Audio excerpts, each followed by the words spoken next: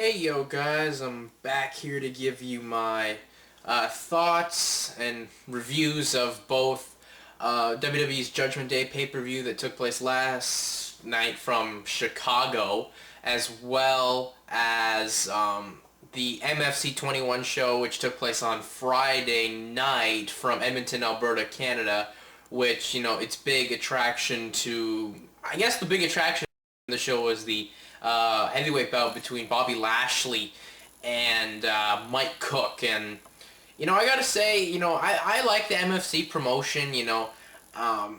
It's a Canadian promotion, so I'm obviously gonna show maybe a little more favoritism than most. But they had a pretty competitive title fight between Prangley and frick, I can't remember the name of his Prangley and Newton. Emmanuel Newton and Prangley had a pretty good title fight there. I enjoyed it. I like what the promotion did, but I'll get to my thoughts once we get to there. I'll first do the WWE pay-per-view. Gotta say, this pay-per-view, while it was good, I mean, there's nothing I can really complain about. It's definitely going to be a non-memorable show. I mean, if you really want to see it, I recommend a rental of this show when it comes out on DVD. You really just, yeah, there were good matches. One, if you may want to go out of your way to see, if you absolutely want to, is to see Chris Jericho and Rey Mysterio, as this was just a really good match. Definitely the best match on the show. I'll just get that out of the way right now.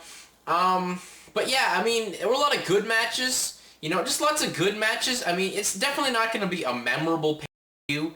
You're not gonna, in a year's time go, man, remember Judgment Day from 2009? Wasn't that fucking sweet? No, you're not.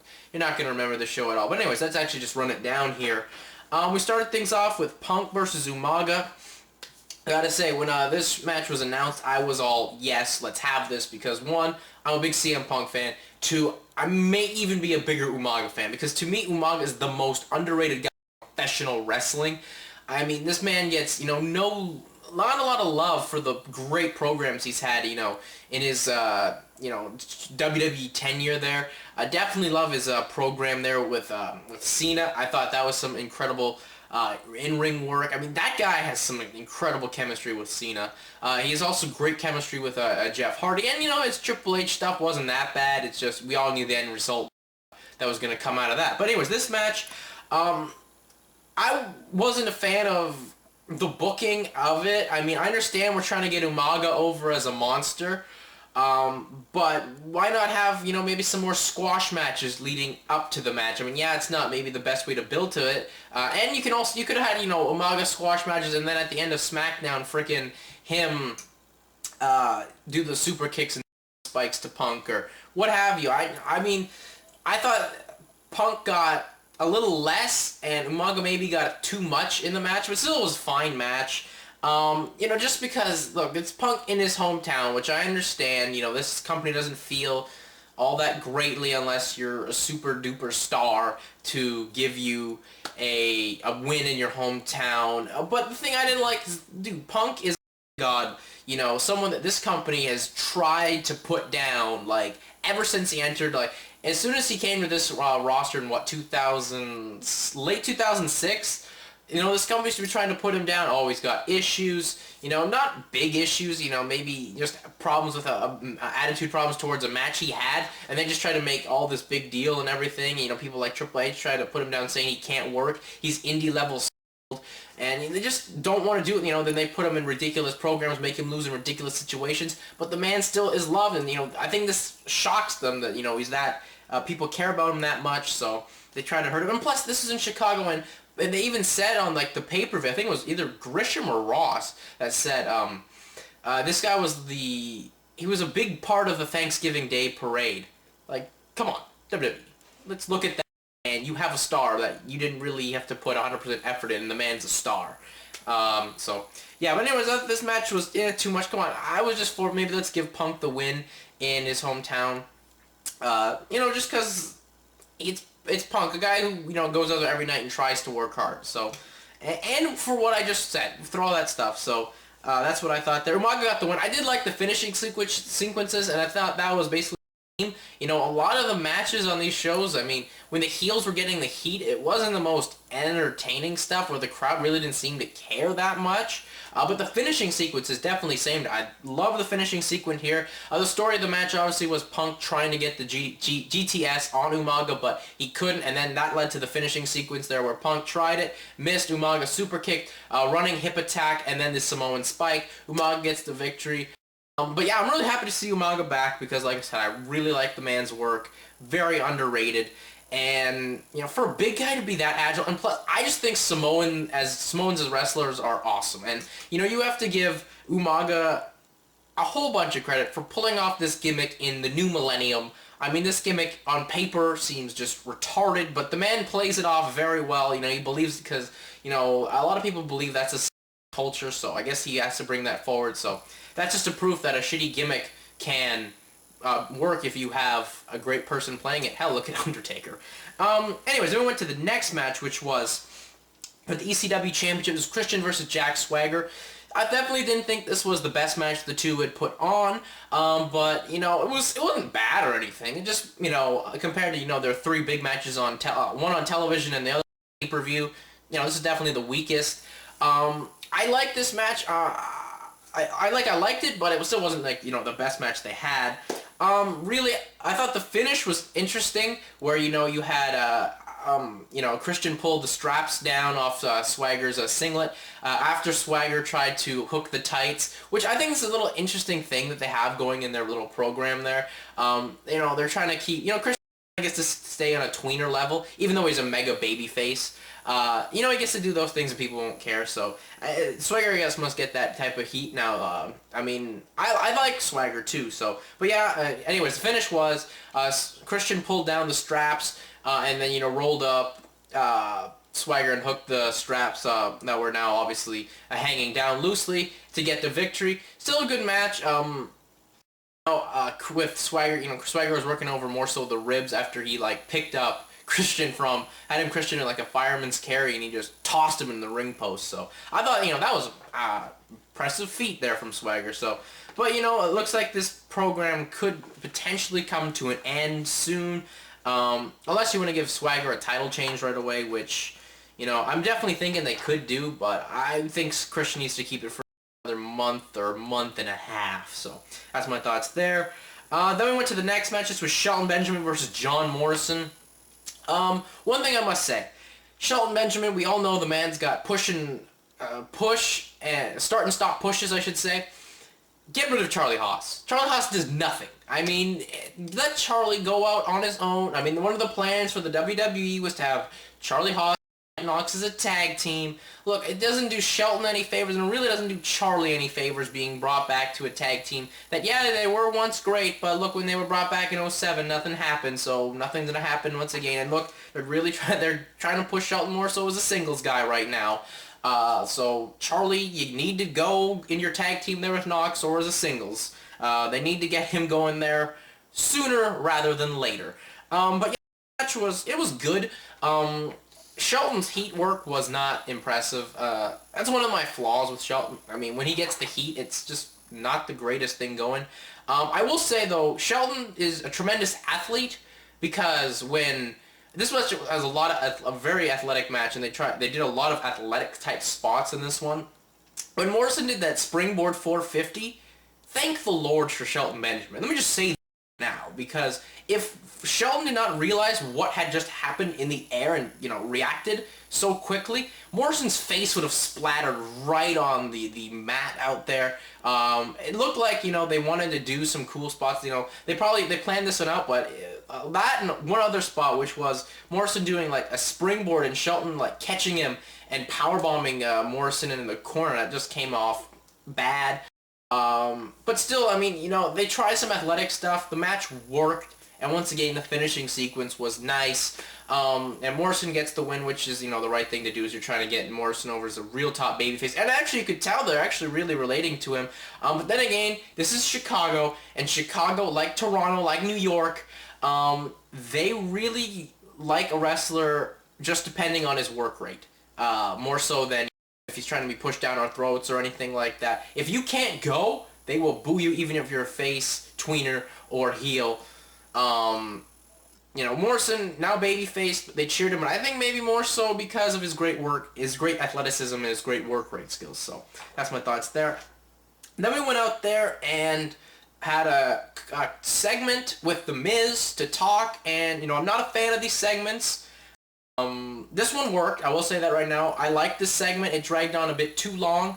But, overall, WWE, they got to really change the segments on their pay. They cannot be consistently doing it, because the past two pay-per-views, it's like we're going to have, 3 matches actually pretty strung up quickly together, and then we're, holy crap, we can't go on anymore. We did like 3 or 4 more matches, so let's throw a segment out there. No, not going to work, because it's only going to be like once in a blue moon you get a really good segment, or, this one was actually on the verge of being really good, but, these segments play off much better on TV, so I don't know what they're thinking. But anyways, this one was pretty good. I will say, Miz had me chuckling when he came out and said, on the last match with Morrison and Benjamin, there was Marty Jannetty, and I just thought that was pretty funny, because comparing these Miz and Morrison as the Rockers, it would be John Morrison as Shawn Michaels with the work rate, but more so with the Marty Jannetty skill on the promo, and the Miz with Shawn Michaels' promo ability, but Marty Jannetty's work rate. So that's what I kind of found funny.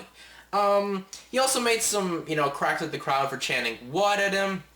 Then he called out Alfonso Soriano, who when he hits a home run, he does the "you can't see me" from John Cena. I have a question. Does Alfonso Soriano speak English? Like, I know I watch enough baseball, but I don't think the man speaks a lick of English. Because he's just standing there like he was in, English class. It's like, what the hell is this? Like, he did not even know he was getting dissed, probably. I don't know. I need someone who watches baseball more so than me to comment saying, does he speak English? Because he just did not look like he understood what the fuck was going on. So they called him out on that and called out, Chicago with the Cubs for not being, haven't winning a World Series since 1908. And, the funniest part of this with the whole Soriano thing was he brought out his phone and he said, oh, wait a minute, it's Lou Piniella calling me, and, oh, it's just, he's saying, you better not get your seasonally injury. You better do it on the field. And that was funny. Actually, a lot of the fans were laughing, so, they can, I guess, take humor in the fact that their team hasn't won a lot, so, they haven't won a World Series since 1908, so that's funny. Then they brought Santino out, and he just assumed Soriano was Italian, and yeah, this didn't really do anything for me. It just went downhill from here. And then you had Miz beat down Miz and Santino, duke it out with each other, basically ground and pound each other. And then, Miz DDT'd to Santino, and Chavo came down after Edge, and Chavo had a little segment earlier on the show, basically Edge calling out Chavo for saying that, you haven't done anything since this cross-dressing freak has called your aunt a pig and you've done nothing, so call yourself a man, frog splash. So that's going to be now a program on Raw, hopefully just on Raw, because I really don't think that'll be on pay-per-view, because they don't trust Santino as a wrestler, and when's the last time Chavo's really been on pay-per-view? Probably Backlash of last year. So, yeah. Yeah, but that segment was fun. It just definitely dragged on too long, and the Santino stuff was, it was okay. It was good, but it dragged on there too long. Then we went to the match of the night, like I said earlier, Chris Jericho versus Rey Mysterio.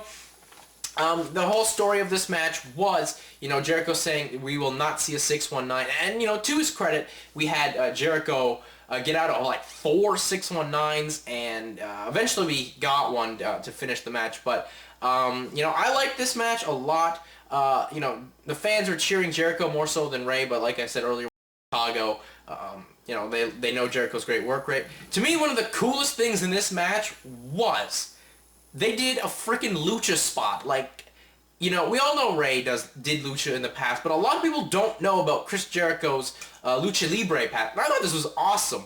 It was an aliente, where, Mysterio got spun around when Jericho had him like a torch rack and he just spun around.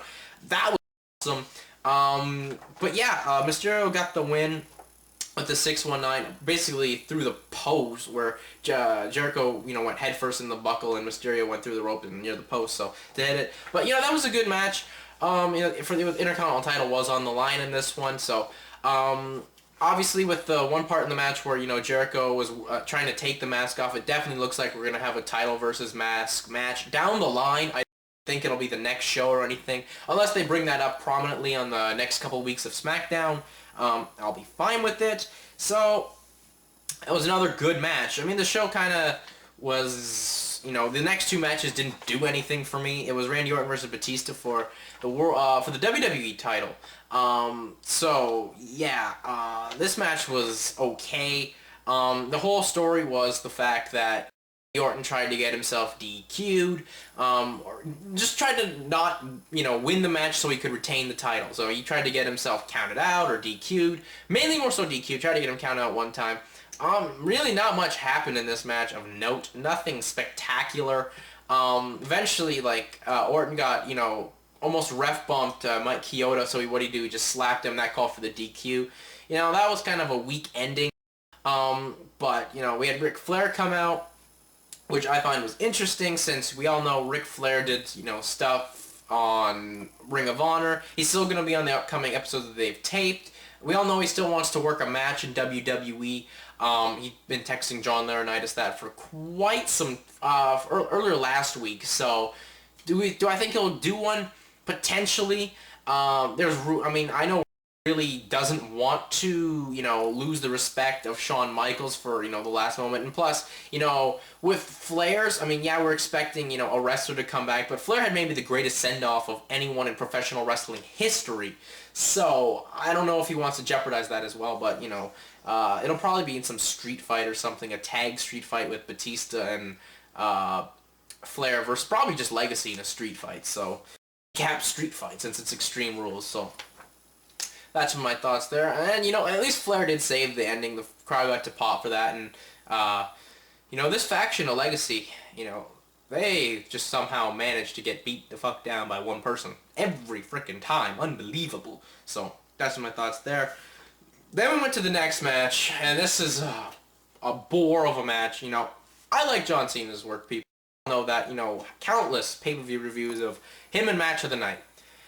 Well, there's something with this man and Big Show that is just bad, okay? I thought maybe Big Show had turned the corner on, matches where I'm thinking it's going to be bad. Hell, look at this stuff with Undertaker last year. 2 out of those 3 matches were great. So, this one is just so boring. It was, 12 minutes of Cena selling, and then Cena, F-viewing a Big Show with, bad ribs, mind you, and getting that, and that was it. Just 12 minutes of that. And then, by the way, after the match, Cena gets out the ring, and it's like, yeah, my ribs are completely fine. Not even 7. Like, John, you're better than that. You can sell the ribs. I was actually proud of you. Like, I've seen a lot of your stuff where you're, they work over your body part, and you sell it hell of a lot better. Just look at last year's, I think WrestleMania 24, where they worked over your ankle. That was a vast improvement or your leg, vast improvement from 23, Mania 23, Jesus. I was disappointed in that from Cena. But this match was blah. Yeah. Please, God, no more. So the Raw side of things was definitely less, but wow, was that bad. And then the main event, which was Edge versus Jeff Hardy for the World Heavyweight title. Another good match. These two are capable of anything in the really good to great factor. I'd go with this one being really good. Yeah, I just think these two have some tremendous chemistry. Obviously, them as in tag teams and now singles. They worked it well. I liked how towards the end they brought up the way they got, Jeff to lose was from Matt Hardy attacking Jeff with his cast, and hitting him in the back of the head. So, when Jeff came back, he, lost his equilibrium, and then Edge hit the execution off the top rope, which, also could be another new move for Edge, instead of him just, relying on a spear most of the time. So, I thought that was fine. These two work very great with each other. So, I was... nothing to complain about there. So, I just makes them wonder, what are they going to do now? You had Matt screw up Jeff match. There's no way you're going to continue a Jeff and Matt program, because they're in 2 different brands. So, I don't know where they go from here with that, but still, That was the pay-per-view. Overall, I'd go, it was good. I have to give it a thumbs up, but definitely if you want to see it, I recommend a rental. We'll go here with the MFC 21 show as well. This took place on Friday from Edmonton, Alberta, Canada, and gotta say it was an okay show.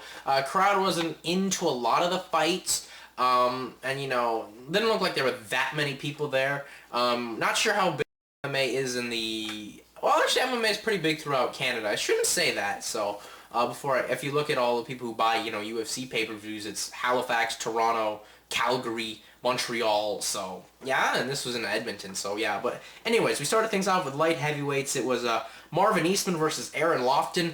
Early into this fight, Lofton low blows Eastman really hard. I mean, you could tell Eastman was in some serious trouble. The fight got really close. Eastman got some late punch, a nice little flurry put together towards the last 25 seconds of the round. But Lofton was working from the bottom to try to get a Kimura, but I gave the round to Eastman. Just the flurry. I mean, I was really close to call. Gave it to Eastman. I guess maybe more so from coming back from that kind of a low blow. So anyways like that. But Eastman eventually wins the fight. In the next round, he gets a takedown and delivers some vicious elbows, busting open Lofton, and Big John McCarthy eventually steps in to stop the fight. Nice performance there for Marvin Eastman. Hopefully he gets to continue to fight in the MFC, or I continue to see some fights with him, because I'm a big fan of the Beastman. Then we went to the next bout, which was another light heavyweight bout. It was Mychal Clark versus Ryan Jimmo, with Jason the Athlete McDonald in Jimmo's corner. Really, this fight started out pretty interesting. I mean, entrance-wise, I thought there was some awesome entrance from Mychal Clark. But anyways, this fight was a one-sided affair. Jimmo basically would get the takedown and control Clark, whether it be full mount, side mount, whatever, ground and pound. He just did it all to win the round. A very decisive victory there for Ryan Jimmo. The pace kind of slowed as the fight went on because Jimmo's so used to these quick victories, but it was a one-sided affair. But I'd say like the first round was actually some really impressive wrestling on the mat there. So I was impressed with Clark's ability to turn things into his way, but eventually lost, got overmatched, and he looked tired as well. So that's my thoughts there. Then we went to the next bout, which was a lightweight bout between Andrew Buckland from Calgary versus John Alessio, who's also another Canadian as well. So, but anyways, basically this one was Alessio hurt Buckland with a punch, ground and pounded him. Big John McCarthy went in and stopped it. Even if Buckland was able to get out of the first round, I think Big John would have stopped it because there was like a egg side bruise right under his eyes. That it looked nasty. So that's my thoughts there. Then we went to another light heavyweight bout. This was David Heath versus Travis Galbraith. Heath came out to the former SmackDown entrance theme of Marilyn Manson. So that's just an observation there. Anyways, this fight was okay. It was a back and forth fight. Heath won the first. I think he just had more decisive striking and what have you. Then you had Galbraith win the second, more so in that department. He just did more there. And then he had a nice little comeback on the stand-up there. And you had Heath, to me, win the third, but the judges didn't seem that way. Maybe they looked at it because Heath was actually acting kind of like a bitch in there, where he got, like, low-blowed. And, yeah, I can understand you getting mad with that, but then he got, like, poked in the eye, and it really didn't look like it was a bad poke or anything. Complained that the referee didn't get in there and give him a break or something, so... maybe that's how they looked at it. I gave Heath the round. Heath looked pissed that he lost, which he should have. He definitely won the fight to me, and Travis Galbraith wins. Then we go to the heavyweight bout, the one everyone wanted to see. Bobby Lashley versus Mike Cook. Now, this was a pretty interesting mini build towards the fight at the weigh-ins. You had Cook come out with a big Rey Mysterio mask, and Lashley didn't look too happy about that. You know, Cook's entrance was he had the Mysterio mask on. He was doing the Hulk Hogan ear thing like that. So that didn't seem to bode well towards Cook's camp. So Lashley then came out and boy, did he make quick work of Mike Cook. Beat the man in, what, 24 seconds. Came in, punch, guillotine, and that was it. Cook was done. Big John stops it. It looked like Cook actually got passed out, actually, for a few moments there or so. But, boy, did Lashley look like he fucking dominated there. So he sure as hell sold me to see the Bob Sapp fight come I believe June. That's when that's on pay-per-view. So I will probably be watching that one on pay-per-view. Really impressive outing. I mean, just the fact that he went in there and did what he wanted to do. Now maybe, you know, Cook's not the most talented guy in the world. He also had lost to Daniel Puder, another ex-WWE guy, which they actually put over pretty well on the show. Boss Rutan and Ron Kruk did. You know, that's just really great performance there from Bobby Lashley, so look out for him. He also did a promo after basically saying, yeah, if you're going to make fun of me for the pro wrestling, you might not want to do that, because then I'm going to get mad, and I'm going to beat you in less than a minute. Boy, did he make Mike Cook look fucking bad. I mean, a lot of people are saying, oh, that was a rigged fight or anything. I don't believe that for a minute.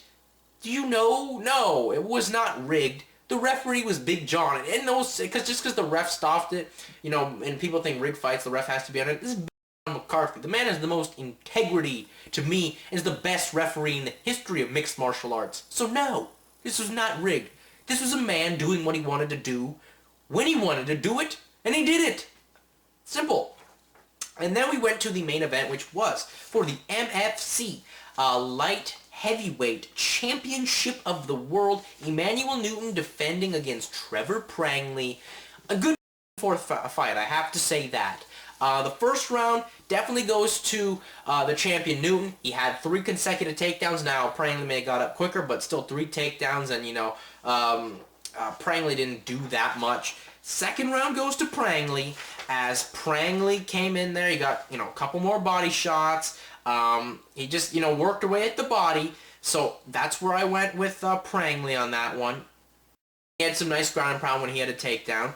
The third round was another close round, but it definitely has to go to Prangley, more so because Big John took a point for a low blow without even, you know, warning, which is something I wasn't a fan of. I liked, you know, at least warn the fighter one time, and then you can potentially take a point. And I don't know, maybe it was an accident. I mean, they were, you know, doing their Muay Thai stuff, so I wasn't a fan of taking a point away there, but that made it a 10-8 round for Prangley. And then, you know, things went away pretty, you know, close there. The fourth round was a Newton round, and then the fifth round was a Prangley round, and Prangley wins the championship. I scored this one 49-45. Trevor Prangley is your new UFC light heavyweight champion. So hopefully I get to check out more of the HD Net's broadcasting of MFC. Good little promotion there.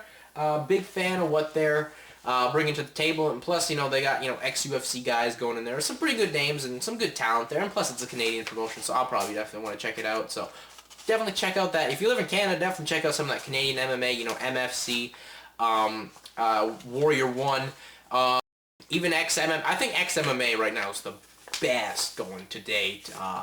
They're filling in for the remnants of the TKO promotion, but anyways, that's it for me here. If you want to, you can always send questions on, you know, pro wrestling, MMA, or boxing. Anything you want to know from the past, you know, international, you know, stuff from the past, like I said, stuff you would like to know. Just on, you know, any of those 3 combat sports, just inbox. But anyways, that's it for me. I am out. Peace.